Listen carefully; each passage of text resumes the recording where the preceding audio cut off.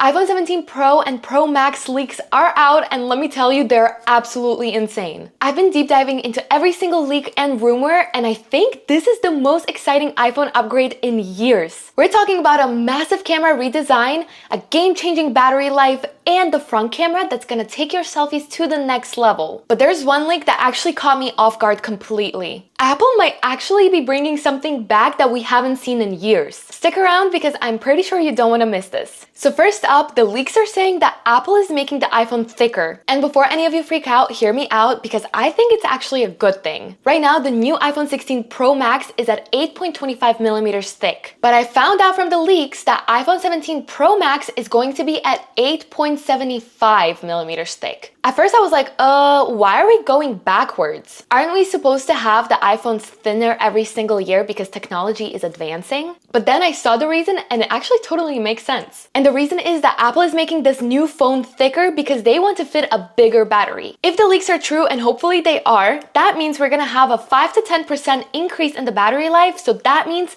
2 to 3 hours more of screen time. So imagine you're out with friends all day, walking in the city, maybe you're at the beach, maybe you're partying, and then at 6 p.m. you're looking at your phone thinking your phone is gonna be dead at 6 p.m. And then you see that you still have 30-40% left on your phone. How nice would that be? Apple, where were you before this? So for some of us who are constantly on our phones or out all day, this is a dream come true. So let's speculate a little bit over here too. So does this mean that Apple is bringing a faster charging speed too? So if the battery is bigger, that means our current chargers are not going to be charging it fast enough. So maybe with that bigger battery, we're also going to see a faster charging speed with the iPhones. I also saw some leaks where they're saying that we might see reverse wireless charging. So what that means is basically you'll be able to charge your AirPods or your Apple Watch on your phone, like just stick it on it and charge it. Honestly, it's about time that Apple catches up to Samsung on this one, right? Okay, I know that we hear about this every single year, but this year's iPhone 17 Pro's camera upgrade is actually going to be huge. So apparently, instead of the square camera bump that we've seen since iPhone 11 Pro, Apple is reportedly going for a horizontal camera bump. It's kind of giving Google Pixel vibes, but I think it's not just gonna be a huge bar, it's gonna be something more exciting. So apparently the 3 cameras should stay where they are at right now, and they're definitely going to get upgrades and become better, but we actually might get a little screen on the back of our phones too. So it's basically for people who put their phones down like this,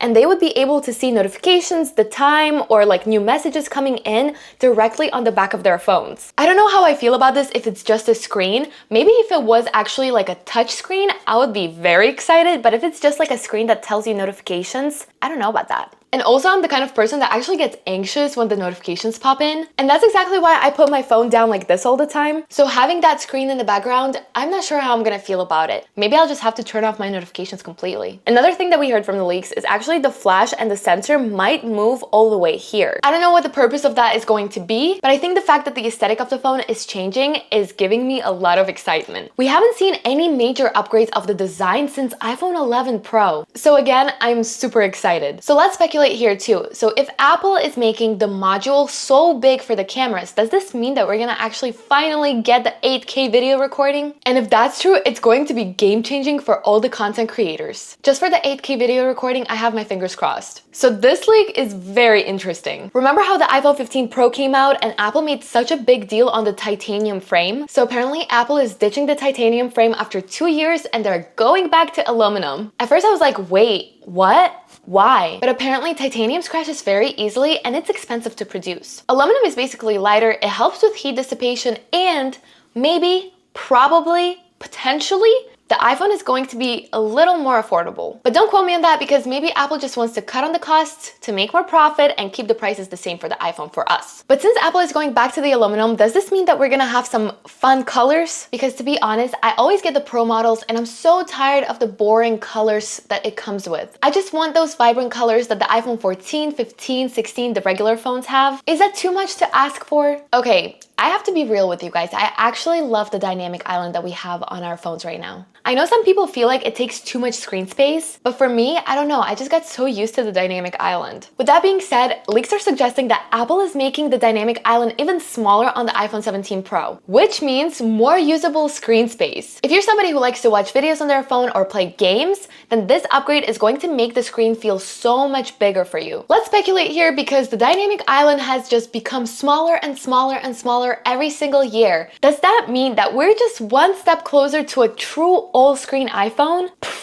Mind-blowing. But then we have to think about, where does the selfie camera go? Alright, so while we're on the topic of the selfie camera, this leak is actually insane. I don't know about you, but I'm the person who takes selfies and FaceTime calls every single day. So when I heard that Apple is upgrading their front selfie camera from 12 megapixels to 24 megapixels, I literally gasped. That's double the resolution, guys, which means way sharper images, better video quality for FaceTime and Zoom calls, insane low light performance, so imagine just taking selfies without a ring light or any light and your photos are still going to look amazing. But hold on, that upgrade of the camera means that you can see all the imperfections on your face. I don't know how I feel about that. Unless, with Apple pushing Apple Intelligence so hard right now, we might see something that has to do with like the camera enhancement or photo enhancement with Apple Intelligence. So maybe like a beauty filter that Snapchat and TikTok has, or maybe something like a blemish remover. But I really hope that with Apple Intelligence, we're not gonna have any catfishing. All right, so let's move on to how powerful the new iPhone is going to be. As we know, every single year, Apple upgrades their processor. So this year, the A19 chip is rumored to be an absolute beast. This means faster app loading, so no more waiting on TikTok to refresh, smoother gaming performance, and we already know that gaming on iPhones is very smooth, so imagine it being even smoother, then battery life efficiency, and I'm also thinking crazy AI powered features that we don't even know exist yet. Okay, so this leak is kind of boring for people that don't really like the techie stuff, but let me put this very simple for you.